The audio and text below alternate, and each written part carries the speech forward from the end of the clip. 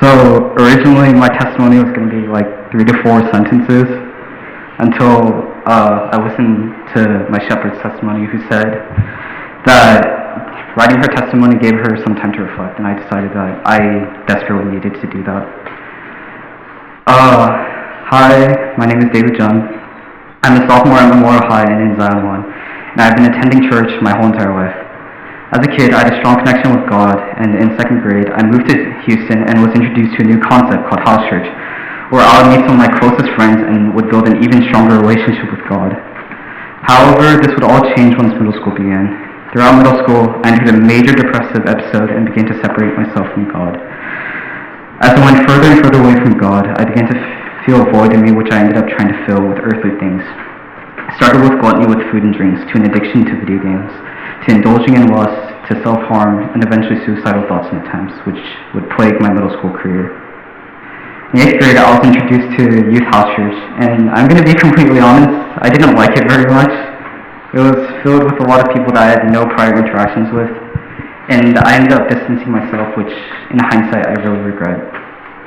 That same year, COVID hit, and it hit hard. Staying at home allowed all my earthly desires to show their ugly heads, and I felt as if I had no choice but to bow down to them, finding myself indulging in them every day.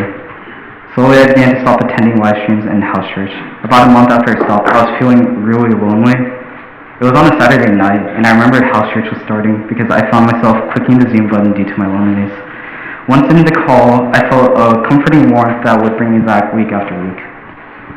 Later, my now ex-shepherd told us how in-person church was a completely different experience from virtual, and decided to make my return to church where my relationship with God would improve one step at a time. Looking back, that moment was that moment PJ was talking about, that one moment that made me want to seek God. And honestly, something I wish someone had told me sooner was that moment doesn't have to be so dramatic. Throughout my time in church, hearing testimony after testimony, it always seemed like it had to be a major paradigm shift or a major event that had to happen. But for me, it was a minor one, just a click of a button. And I hope that you can all pray for me to stay on this path that I once veered off. First of all, I'd like to thank my friends that hung out with me during quarantine. While that time we spent playing Minecraft for 10 hours a day may not have meant a lot for y'all, it meant the world to me. Second, I'd like to thank my house church for always being so loving and patient with me, despite me being an absolute brat. No, I'm not the best at showing it. I do really love and appreciate you all.